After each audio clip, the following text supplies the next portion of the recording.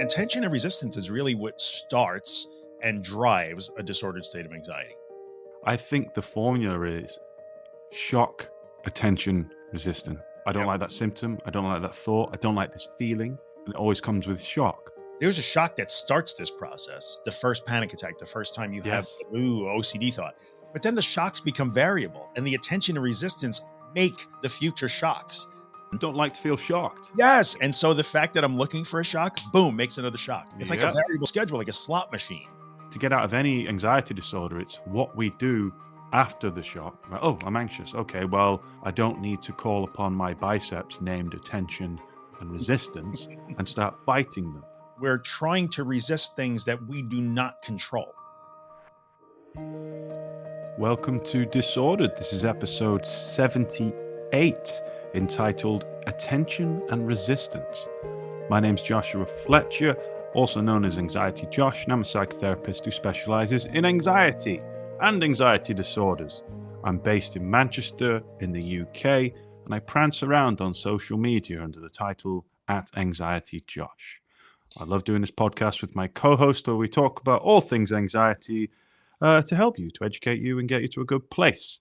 And over to my co-host. Good morning. I'm Drew Linsalata. I am also known on social media as The Anxious Truth or the.anxious.truth. I am a therapist practicing under supervision in New York, specializing also in the treatment of anxiety and anxiety disorders. I had these problems for many years of my life, anxiety disorders and depression and that sort of stuff, OCD, but better now. And I'm also an author 3 times, social media dude. I don't prance as much as Josh, but I'm out there prancing a little bit. And one of the co-hosts of Disordered. Happy to be here. What are we talking about today? Attention and resistance. It was something that you suggested, Drew. I think it's a really good topic. I did. I suggested it and then asked you what we were talking about. How ridiculous is that? This is top flight prep that we got going on in Disordered. I actually got the idea from I sort of did it anyway, that one of our listeners, not readers, one of our listeners sent in. And I think it's a really good topic. So I even wrote a little intro to it. Like, attention and resistance is really what starts and drives a disordered state of anxiety. It wants to be anxiety. The way we feel wants to be the most important thing in the room. So we give it all of our attention all the time. That's the attention. And then resistance drives the disordered state when, like, it's here. We are anxious. I am having symptoms. I am having scary thoughts. I'm having big emotions, and I'm going to fight against that with all my might to try to get rid of it. But it's already here. And since I can't just banish it, I wind up frustrated and confused and angry and lost and feeling powerless. And like, there's no way to recover from this, and I'm screwed. Attention and resistance. And scene. I enjoyed that, and exit stage left. Yes. I think what would help to conceptualize this for people, I think, yes, attention resistance. I Yep. agree. I think the formula is shock, attention, resistance. Oh, that's really good. So there's a So first thing in there. There's a shock, Yep. isn't there? It's either I don't Yep. like that symptom, I don't like that thought, I don't like this feeling. Mhm. And it always comes with shock. So an intrusive thought might be shocking, a sensation might be shocking, maybe you feel dizzy or derealized, or maybe there's a niggle, or there's a shock, isn't there? Yeah. Health anxiety. Oh, I've got a headache. What's that? What if you've got a brain tumor? Shock. Anything. I feel claustrophobic. Maybe my loved one is leaving the house for an hour and I don't like to be on my own. Maybe I've been asked to go somewhere I've never been before and I'm agoraphobic. There's a shock. Then, because we don't like the shock, Yep. and our association and habit and default mode network associated with the shock, we give it attention and we try to resist it. Yeah. SAR. That's really good. We could probably draw a whole diagram on this. Luckily, we don't. Well, this is not visual, but maybe we have to make it visual. So, like, the shock, there's a shock that starts this process. The first panic attack, the first time you Yes. have OCD thought, and then it might come and come and come, and it starts the fire, boom. So that the cycle is repeating. But then the shocks become variable, and the attention and resistance make the future shocks, because now I'm looking for it. I'm always looking for it. Even if there's no shock, I'm still at an agitated, elevated state because of attention. Don't like to feel shocked. Yes. And so I'm waiting. And so the fact that I'm looking for a shock, boom, makes another shock at a variable. It's like a Yep. variable schedule, like a slot machine. Shock, attention, resistance. Remember this.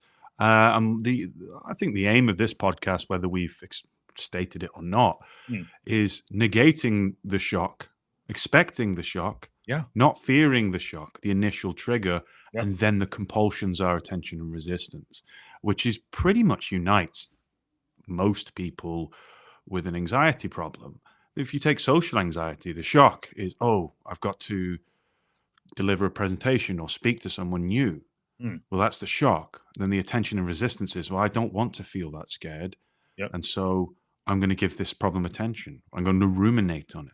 I'm going to catastrophize and play out these things. You end up in the little cycle.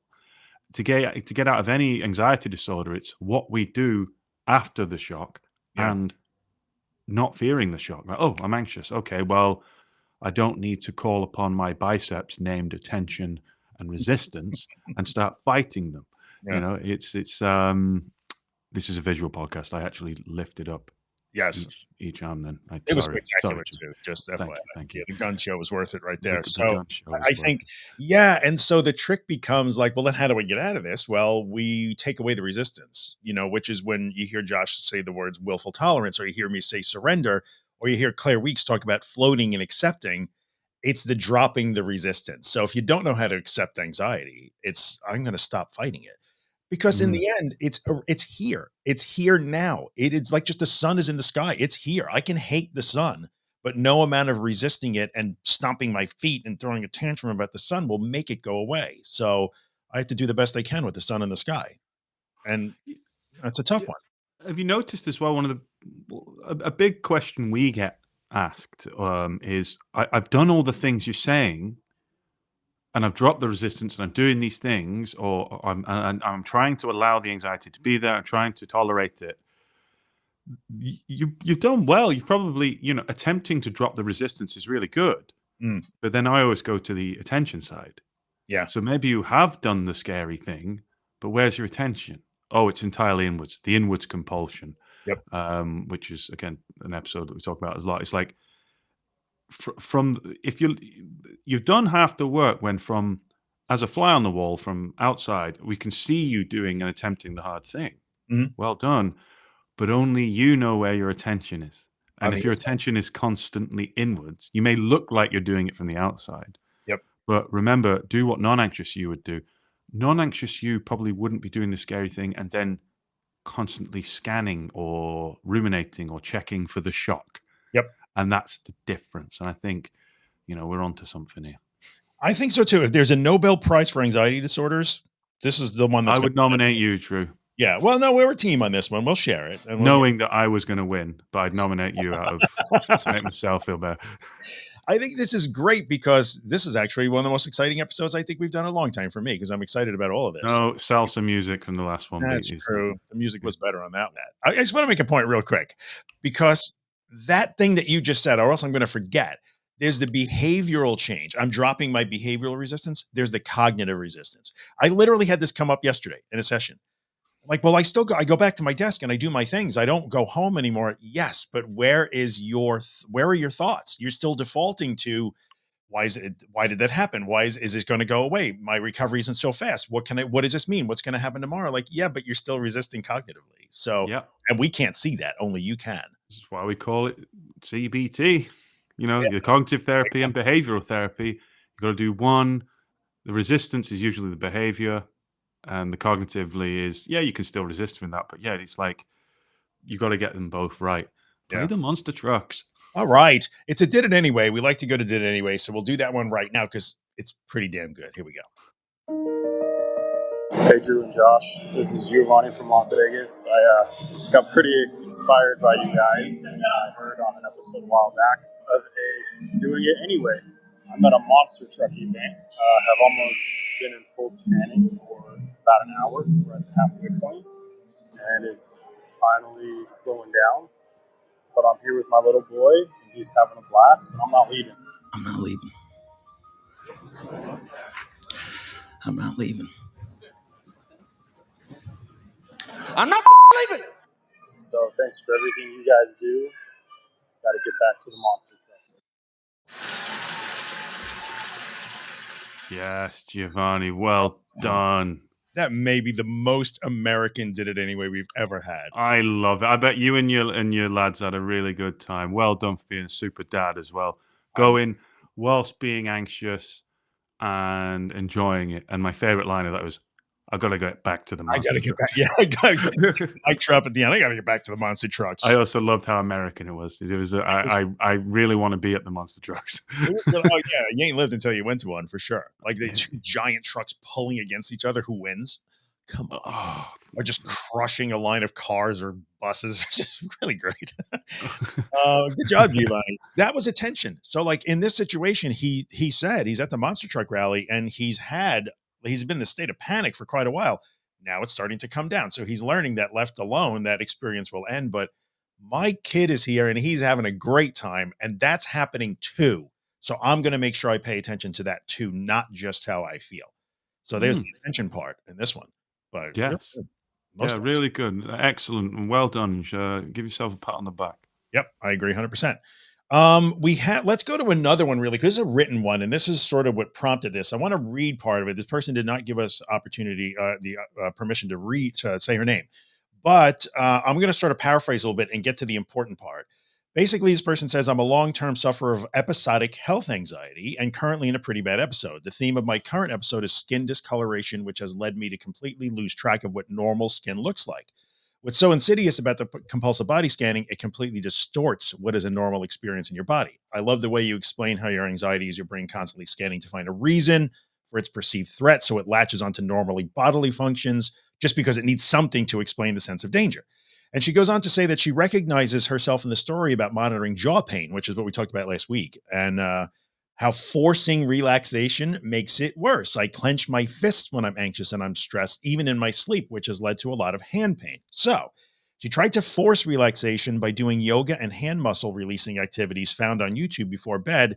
But lo and behold, the pain just got worse. Why? Tension and Attention and resistance. resistance. So she says I was focusing even more on my hands when she was trying to make the pain go away. But after this episode, I decided to just lean into it. So what if my hands hurt in the morning? Big deal. So what if I clench my fists? And I started to focus on them less and less. And today, here's the did it anyway part. I actually forgot about my hand pain. Come on. Yeah, How get really? in. Yeah, right. 100%. That is attention and resistance at play. That's what prompted this episode right there. So thank you. Question or That's DIY. excellent. I found that as well with health anxiety. And bear in mind, like health anxiety, it was a theme of my OCD at once upon a time where I just constantly thought I was deteriorating. So I keep weighing myself and constantly scanning and constantly everything. And Yep. yeah, the more resistance I get, the more the symptoms stuck around and things like that. And yeah, what you did was you dropped the attention and resistance Yeah. by saying, I don't care if my hand hurts tomorrow. My And as it attention. turns out, Yeah. forgot about the hand pain. She forgot about it. Yesterday, I had a client tell me, "Oh, by the way, I wanted to tell you that like I forgot to check my legs for twitching the last couple of days." She was so happy. Excellent. Yeah, that's resistance and attention at play And right I there. always reframe it compassionately as well. It's like you didn't forget, you just chose to Yeah. put your attention elsewhere. Well, it's funny because she was able to say like, well, I've worked on that. I've chosen to not check for that. I'm like, yeah, and then that just became the new pathway. Like you didn't have to. You learn that I don't have to check so much. It's not that important. So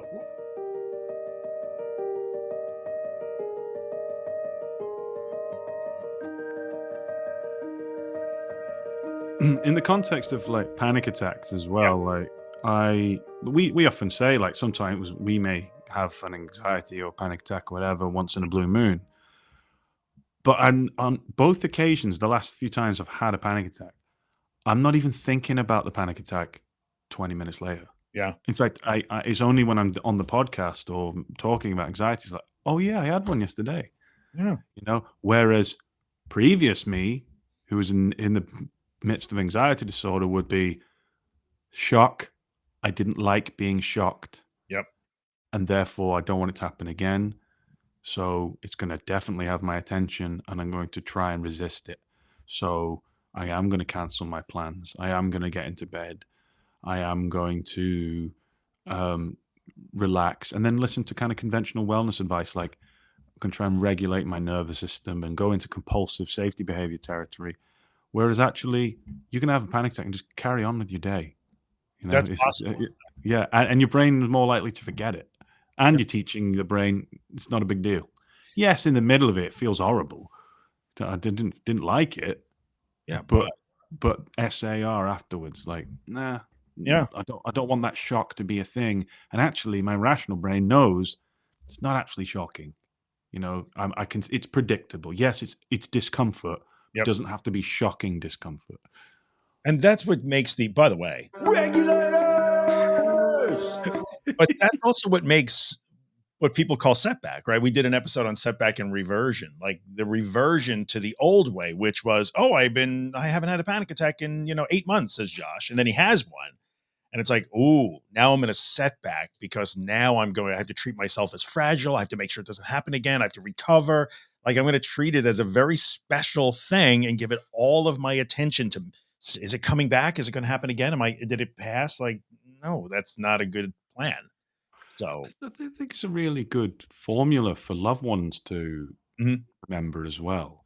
yeah, So if you're lucky to have a supportive network around you, whether it's your partner or your family or your sister, brother, parents, whatever, yeah, that formula of, you're well educated on anxiety by now. Well, if you listen to the episodes of this podcast, we hope you are.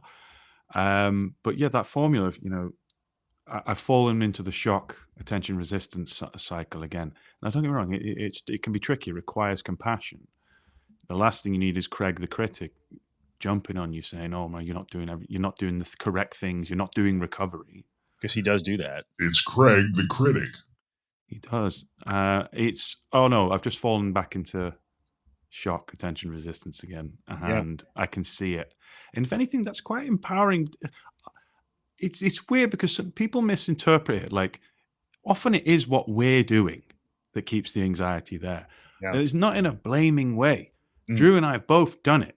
It's just like for many years, like shock attention resistance. Yeah, because what else are we supposed to do? No one taught me how, and we're clever, rational human beings that want to feel better, but we need to understand the power of what we're doing that keeps the anxiety there, keeps us in threat mode, and keeps the hamster wheel spinning. Yeah. So it's actually just a mistake. It's not Mm. because people do hear that. I've heard people say like, well, that's self-sabotage, right? Well, no, not really. I mean, maybe, but not really. It's just a mistake. Like it's a common sense mistake. It seems like the right thing to do to respond to the shock by giving it all your attention and resisting the experience. That does seem at first glance like the way you should do that. But Mm. until somebody teaches you otherwise, or you begin to unfortunately suffer for a very long time and figure out this ain't working, But of course you're going to do that. That's not accusatory. Everybody goes down that path accidentally. yeah, and attention and resistance are two things that are helpful with other problem solving skills. True. So you probably, when there's a problem in your life, all the way through your life, you give it attention, you give it effort, you Yeah. know, and you fight against it. If someone has wronged you at work or whatever, you give the problem attention, and then you resist being pushed over. So you do this and you do the right things, to stand up for it, to fix the problem, for Mhm. justice, etc. You do the opposite with anxiety. It's like, oh, I've not been wronged. It feels like I'm being wronged. It Yeah. feels horrible, but I'm not going to give this my attention and resistance because I don't go anywhere with it. And that's because if somebody wrongs you, if you're at work and your coworker is constantly calling out sick, and then your boss makes you do their job too, 3 out of 5 days a week, yeah, that would keep your attention, and you would probably make some sort of move to remedy that resistance. Okay, fair, because I can actually do something about that. I can quit. I can get another job. I can request a meeting with my boss's boss. I can do things. With Mm, anxiety disorders, we're trying to resist things that we do not control. We don't control our thoughts. We don't control our emotions. We don't control our nervous systems. We don't control those things. So we're using attention and resistance as problem solving tools in places where they have no effect. They don't belong there. That's mm. not where we can use them. So, And the irony is with where we're so like anti immediate regulation. yeah. Like there's so much stuff about regulating and stuff. Don't get me wrong. You can. What we're propagating is you're allowing your body to regulate itself in the long term, but not as an urgent response to emotions because it has the opposite effect. Yeah. And it's tricky as well. And we were saying, like, I'm kind of lucky when I had my anxiety disorder because the information, albeit sparse, Mm. was simple. So finding Claire Weeks, finding the works of Drew, finding other books that talk about the experience. It makes it simple. Whereas, again, and we spoke about this in the past, if I go on social media and I got 50 people saying, no, you must regulate yourself, you must do that.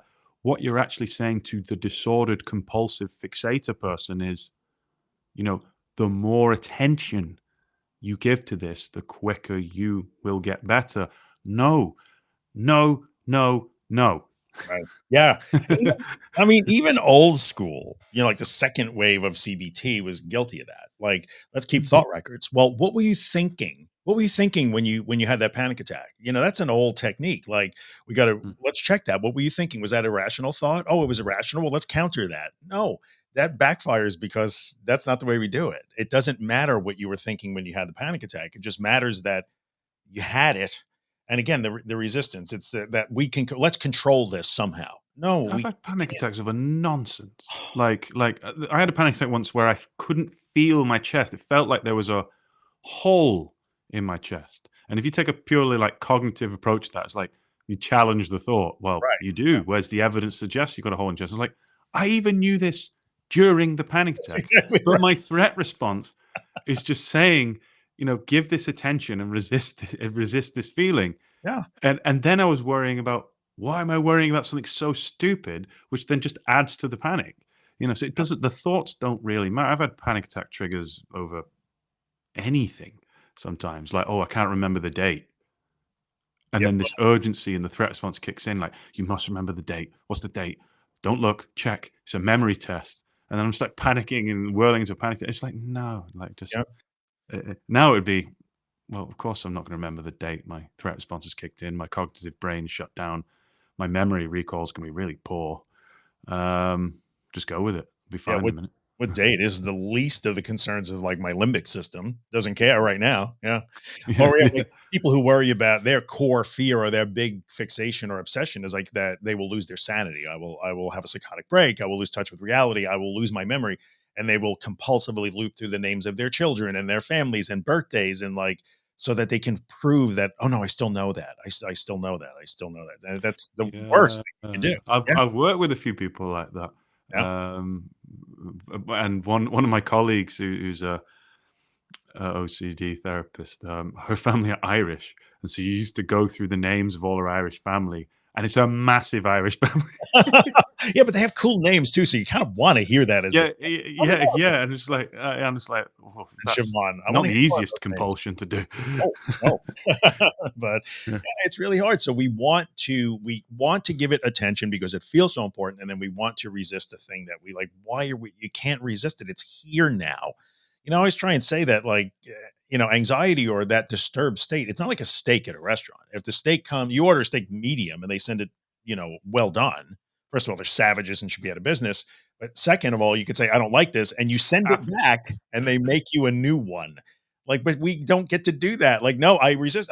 I am not. I've had people say, I refuse to accept this. And my answer is usually like, okay, but go ahead, don't accept it. What just changed? Operationally, what is the difference when you choose to resist? Is there any difference? What do you get from that? You get nothing.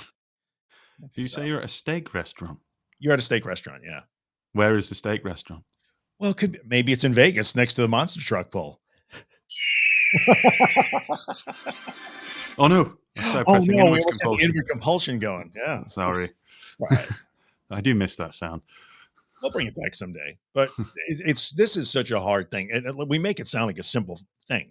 I do like shock attention resistance. Maybe this is maybe the book we got to write. I don't know. The SAR. Yeah, shock, attention, resistance. Yeah, Yeah. don't know. Drew and I are talking about should we write a disordered workbook? I don't know if anyone Yeah. would read it. But yeah, when you've got the mellifluous sounds of our voices, you can tune into. Who needs to read when you can listen to this frivolity every week? Yeah. So let's talk more about shock. Yeah. What do we mean by that? Shock. The initial pang. I could feel the shock for me. It I would know. be like ooh.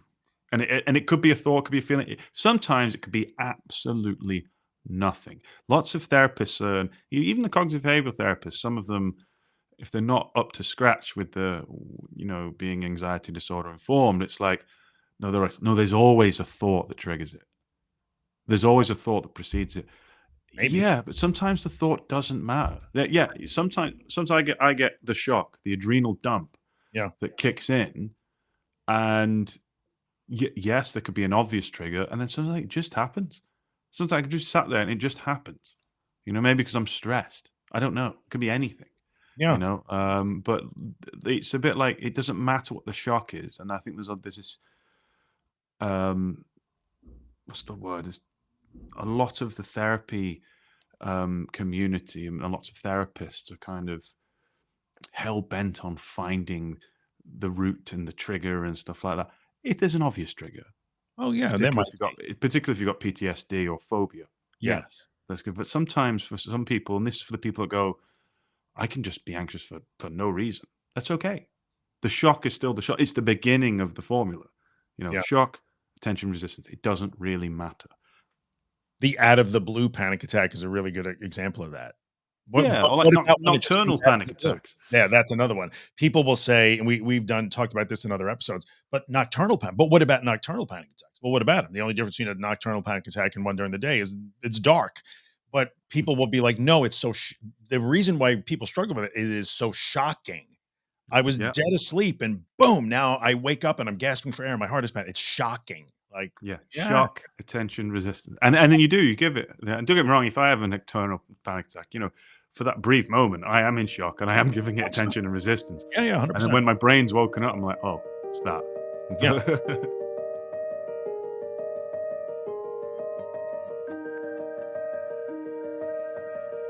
The shock is, I think, like what Claire Weeks wrote about first fear, second fear. So like that initial, like that's the shock. That's what you recognize as. Oh my god! Oh my god! I always say like recovery is the shortening of the interval between oh my god and oh well. Like it just gets shorter and shorter. So, but I love that. OMG.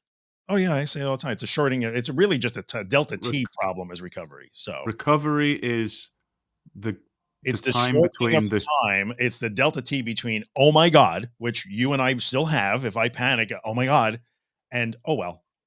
It's the shortening of the time between those two things. A recovered person spends very little time between OMG and OL, whereas I love that. an anxious person just stays in OMG sometimes for weeks on end, never gets to OL. So Yeah. Oh my God. this Oh is well. jam If you see a packed. post on my Instagram later with my name under it and that exact quote, sorry. You got to do that Michael Scott thing from The Office. Like recovery is the difference in OMG and OL. Dash Josh Fletcher dash Drew Linsalata. Like the Wayne Gretzky quote, and then he put his name under it. It was I love it. So good. Yeah, and that's what it is. But in the end, it's the shock is OMG is still there. That's the shock. It's okay to have that. Like, I still have that. I can have that. I'll get if I get those PVCs like ectopic beaks. Often, I will still have the initial because it's startling. It just is. It can't get Yeah. rid of that. That's just the way we work. But then it's just a matter of how quickly I catch the like. Oh, wait a minute, hang on. I know what this is. That's Settling. so right. And it's so applicable to this episode because, for the cynics that are like, Drew and Josh say they still get anxiety now and then. It's like, yeah, well, everyone gets anxiety. Right. And when you've had an anxiety disorder for years, you've created those neural pathways in your brain, Yep. They don't go. that only get old and dusty. They never really go away. But you have the new, stronger, super duper ones that Mm, you've done through habit and willful tolerance and surrendering and yeah. looking at behavior and things like that. Is that is recovery. If we have an anxiety, a panic attack now, the gap between that happening Yeah.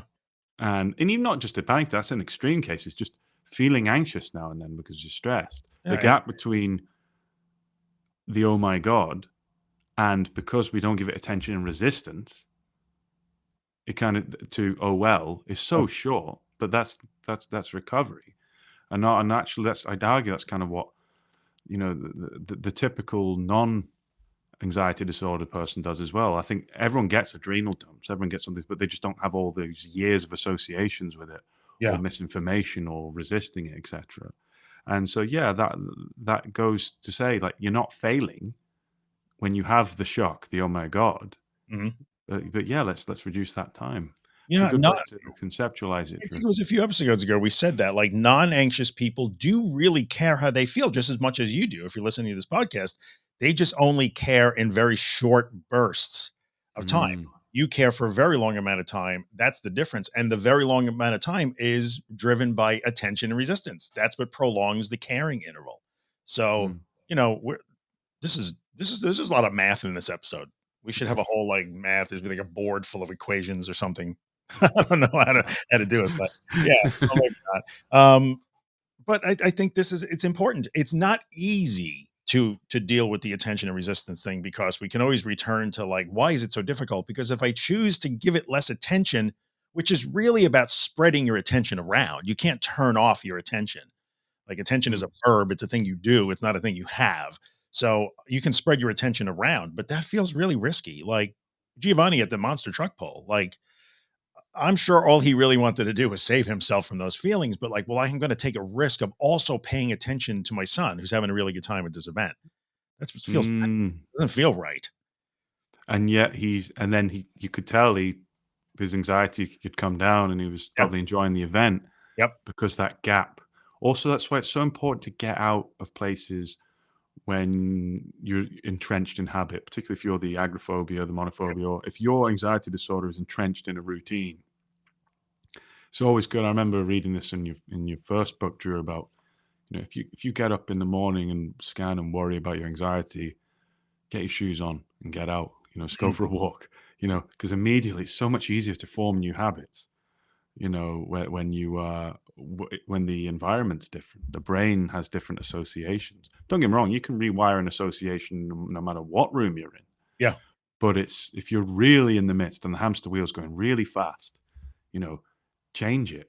And then I bet Giovanni was like, well, I'm not at the monster trucks every day. Well, he might be, but I'm not at the monster trucks every day. But here's a chance for me to play with this fear in Yeah. different surroundings, and that will give him the confidence and the boost.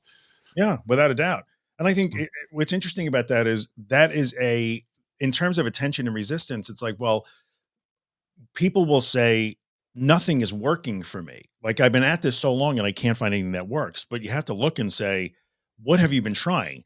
Odds are you have been trying things that are literally increasing your attention paid and resistance against. Yeah, Right. because you So, test and check if something works. When you techniqueify something, yep. where's your attention?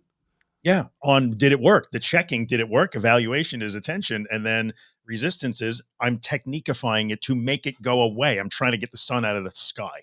Yeah, yeah, Yeah. and that's why every time you get asked on radio or something, they're like, "What's your top 5 tips to end a panic attack?" I'm like, "No." And then from now on, I'll say That's because right. it gives you attention and resistance. Yeah. And if you refer to episode 78 of the Disordered Podcast, we explain this to you. Chock full of wisdom. I was invited on Instagram Live with a guy who's pretty big in the addiction space, a good dude. And it's funny. That's how he started. He's like, oh, I got Drew on. He's an anxiety guy. And he was literally, that's what he wanted to know. What are your top 5 tips? And by the end of our little live stream, he was like, you said none of what I would have expected you to say. Where's the nutrition? Where's the relaxation? Where's the grounding? Where I'm like, no, no, Mm. no, and no, like use those later. Those are Did cool you things. did you use the the old not anxiety truth member of I recovered on cigarettes and candy. Ingrid, if you're listening. Yeah, she was so adamant about it. I dig that about her. She's like, hey, stop talking about that, man. I would smoke cigarettes and ate chocolate all day long. Yeah, you can recover eating cheeseburgers. Now I want a cheeseburger. Now I'm starving. Yeah, Uh, at the Monster Truck Rally.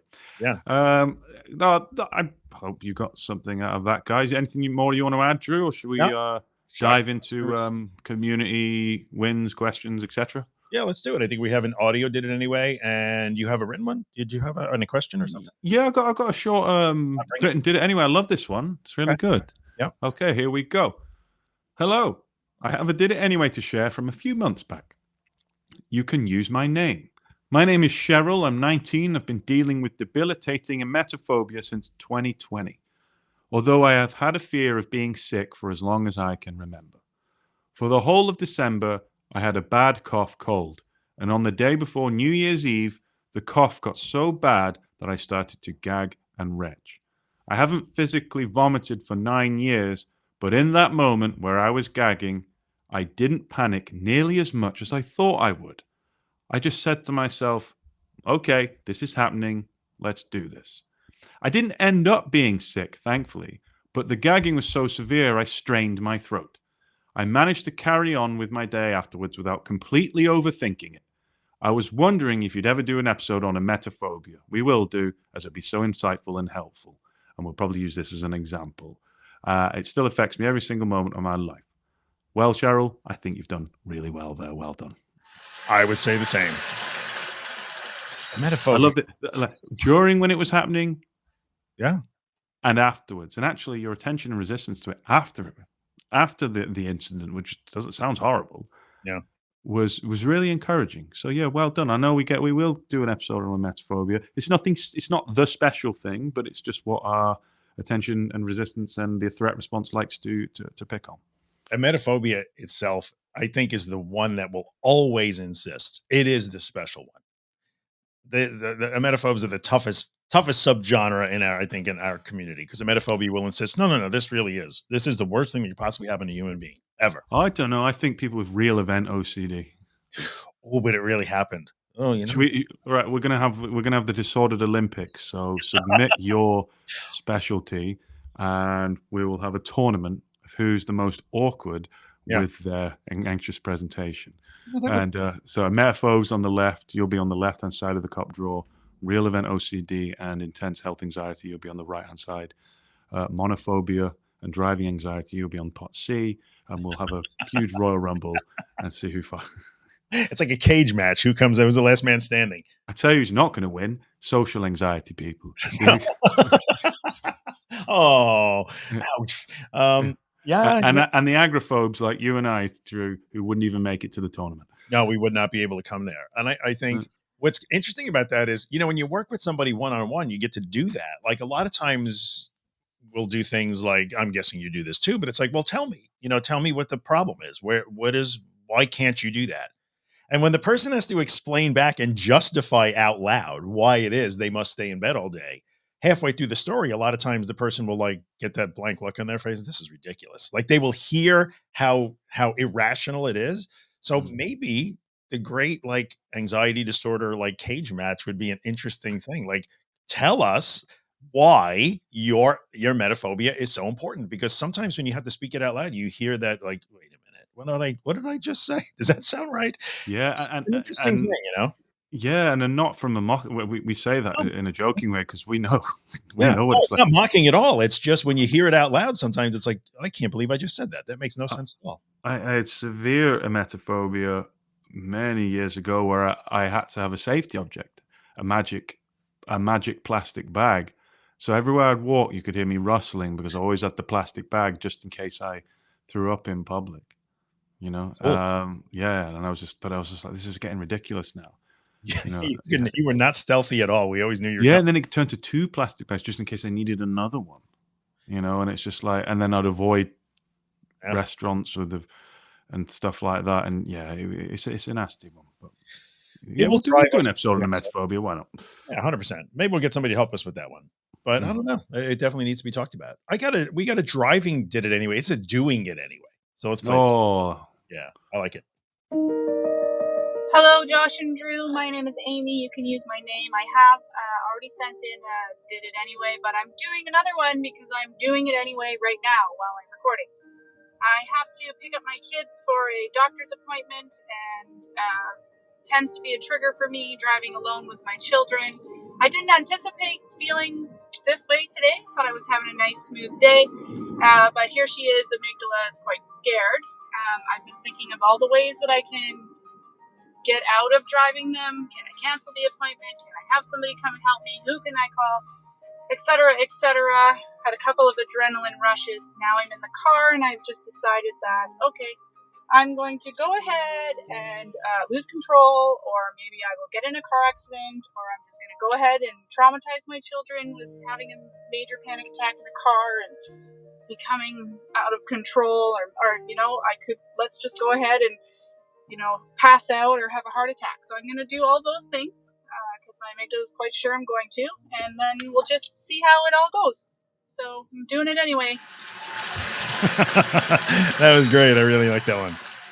Because you could tell in the tone of her voice, even though it feels real, it feels urgent, it feels dangerous. Yeah. She knows, and that's why she's doing it. Well done, well done. Yeah. What you were hearing there is dropping resistance. Well, I guess we're going to go crazy and traumatize the kids today. Okay. No And she fight. was in shock. Yep. My amygdala's firing off, Yeah. Yeah. dropping resistance. Very Yes. good. Well, Very good. excellent job. All right, guys. Do we have anything else to say about shock, resistance, and attention? That T-shirt choice is a bit shocking. We should be on that. Yeah. Oh, this? Yeah. It's shocking. So my hair, everything about me is shocking this morning. It's not that you guys can't see this. So Good.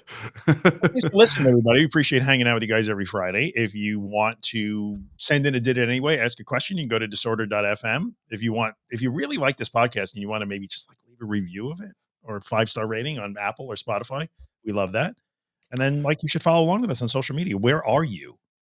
I'm Anxiety Josh, and you are the.anxious.truth. Oh, before we go as well, and if you manage to get to this far in the episode, well done to you. 'Cause Congratulations. A lot of people turn it off just for the end. Yeah. Secret for Drew and I will be launching the Disordered Roundtable soon, which will be a frequent kind of drop in where we come in and you can ask questions, sit in, and we have real life experiences at the table. We'll have a roundtable discussion about anxiety, but more about that. But if you want to find out more, sign up at disorder.fm to the newsletter and you'll get an advanced.